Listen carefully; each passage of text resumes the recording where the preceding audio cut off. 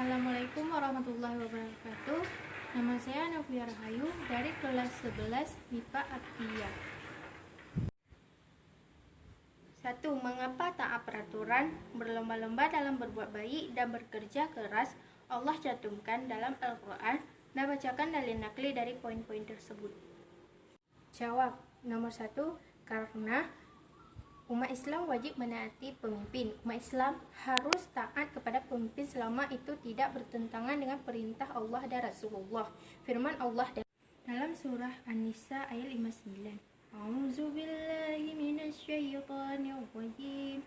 Bismillahirrahmanirrahim. Ya ayyuhalladzina amanu atii'ullaha wa atii'ur rasul wa ulil amri minkum fa in tanaza'tum fi syai'in farudduhu ilallahi war rasuli in kuntum tu'minuna billahi wal yawmil akhir dzalika khair wa ahsanu ta'wila. Artinya, wahai orang-orang yang beriman, taatilah Allah dan Rasulullah Muhammad dan ulil amri, pemegang kekuasaan di antara kamu. Kemudian, jika kamu berbeda pendapat tentang sesuatu, maka kembalikanlah kepada Allah atau Al-Quran dan Rasul atau sunnahnya. Jika kamu beriman kepada Allah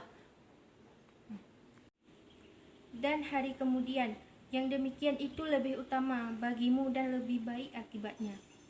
Ayat tersebut menjelaskan tentang 1. Perintah bagi umat Islam untuk taat kepada Allah, Rasulullah dan pemimpin atau orang yang memegang kekuasaan. 2.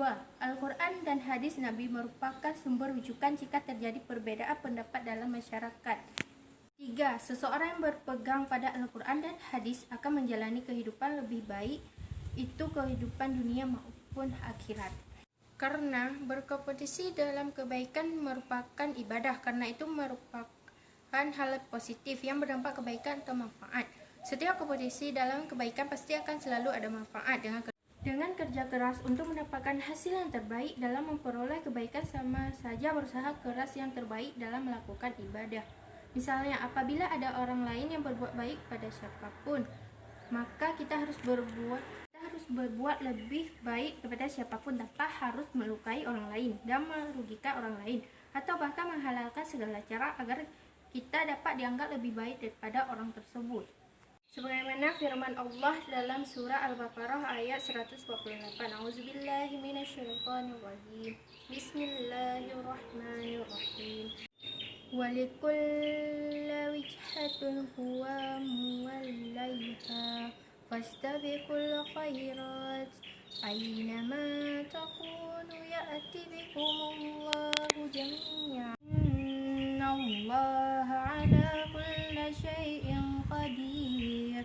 Artinya, dan setiap umat mempunyai kiblat yang dia menghadap kepadanya, maka berlomba-lombalah kamu dalam kebaikan. Di mana saja kamu berada, pasti Allah akan mengumpulkan kamu semuanya. Sungguh Allah Maha Kuasa atas segala sesuatu. Quran Surah Al-Baqarah ayat 148. Tersebut menjelaskan bahwa setiap umat mempunyai kiblat dan syariat atau aturan masing-masing. Bagi umat Islam, kiblatnya adalah Ka'bah sebagai pusat menghadap ketika salat. Yang kedua, kaum muslimin hendaknya giat beribadah, beramal, bekerja dan berlomba-lomba dalam kebaikan. Yang ketiga, pada hari kiamat nanti Allah Subhanahu wa taala akan mengumpulkan setiap umat manusia. Pada saat itu manusia akan diadili dengan seadil-adilnya tentang perbuatan yang mereka lakukan ketika di dunia. Manusia akan dimintai pertanggungjawaban atas apa yang telah mereka kerjakan. Pada saat itu pula akan diketahui siapa di antara mereka yang paling benar dan paling baik amalnya. Karena bekerja adalah bentuk amalan ibadah yang memiliki nilai lebih di mata Allah Subhanahu wa taala. Karena dengan bekerja kita menunjukkan usaha kita untuk mendapatkan rezeki sebagaimana yang telah diatur oleh Allah Subhanahu wa taala. Dan bekerja dengan niat lillah dan menafkahi keluarga. Allah Subhanahu wa taala janjikan pahala untuk mereka yang bekerja untuk menafkahi keluarga dan ikhlas lillahi taala. Sebagaimana firman Allah dalam surat At-Taubah ayat 105. A'udzubillahi minasyaitonirrajim. Bismillahirrahmanirrahim. Wa qul i'malu fasayarallahu 'amalakum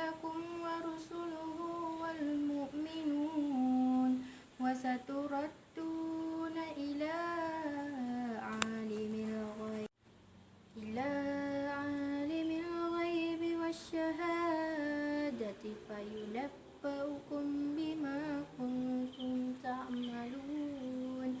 Artinya, katakanlah, bekerjalah kamu, maka Allah dan Rasul-Nya serta orang-orang mukmin akan melihat pekerjaanmu itu, dan kamu akan dikembalikan kepada Allah yang mengetahui akan yang gaib dan yang nyata. Lalu diberitakannya kepada kamu apa yang telah kamu kerjakan. 2. Allah memerintahkan hambanya untuk bekerja keras dalam mencari nafkah. Bagaimana pendapatmu mengenai tunawisma yang menjadi pengemis? Apakah itu termasuk bekerja keras? Tidak. Jika si pengemis itu sebenarnya mampu mencari nafkah, tetapi dia lebih memilih untuk menjadi pengemis, dia telah kafir terhadap nikmat Allah. Karena dia tak mau mensyukuri nikmat anggota tubuh yang dikaruniai Allah. Kalau dia bersyukur, seharusnya dia memanfaatkan anggota tubuhnya. Padahal Rasulullah sangat tegas dalam soal ini. Tangan yang di atas atau pemberi itu lebih baik daripada tangan yang di bawah atau peminta. Ya, analisis satu masalah pelanggaran aturan yang terjadi di sekitarmu. Berikan sebab, akibat, dan solusi dari masalah tersebut. Salah satu contohnya adalah pergaulan bebas.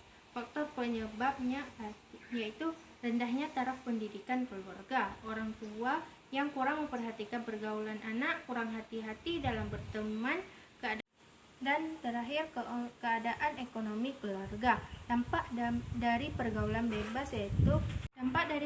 bebas memberikan pengaruh besar bagi diri sendiri, orang tua, dan negara, seperti ketergantungan obat-obatan terlarang, menurunnya tingkat kesehatan, meningkatnya kriminalitas, merenggangkan hubungan keluarga, menyebarkan penyakit, menurunnya prestasi belajar, dan tentunya berdosa karena perbuatan maksiat. Mengapa Allah mensyariatkan pemulasaran jenazah manusia sedemikian lengkapnya, sedangkan bangkai binatang hanya dikuburkan saja? Karena derajat manusia lebih tinggi, sedangkan derajat hewan jauh lebih rendah, atau dia kalau di padang mahsyar tidak akan diminta pertanggungjawaban. Sedangkan manusia diminta pertanggungjawaban, karena manusia hidup di dunia ini untuk dunia dan akhirat. 5. Bagaimana pendapatmu tentang orang yang selalu melakukan kebaikan, namun kemaksiatannya juga terus berjalan? Apabila kebaikan yang dilakukannya tidak lebih banyak daripada kemaksiatan yang dia lakukan, maka kebaikan yang dia lakukan tersebut tidak ada artinya diamalkan. Akan tetapi jika kejahatannya lah yang lebih sedikit daripada kebaikan, maka kejahatannya akan tertutupi oleh kebaikan tersebut. Akan tetapi kebaikan dan kejahatan seseorang tidak dapat dinilai oleh seseorang dengan sebelah mata. Mengenai hitam dan putihnya seseorang, hanya Allah Subhanahu wa Ta'ala yang bisa menilai dengan sempurna. Hanya ini yang dapat saya sampaikan. Mohon maaf bila ada salah kata dan kekurangan. Assalamualaikum warahmatullahi wabarakatuh.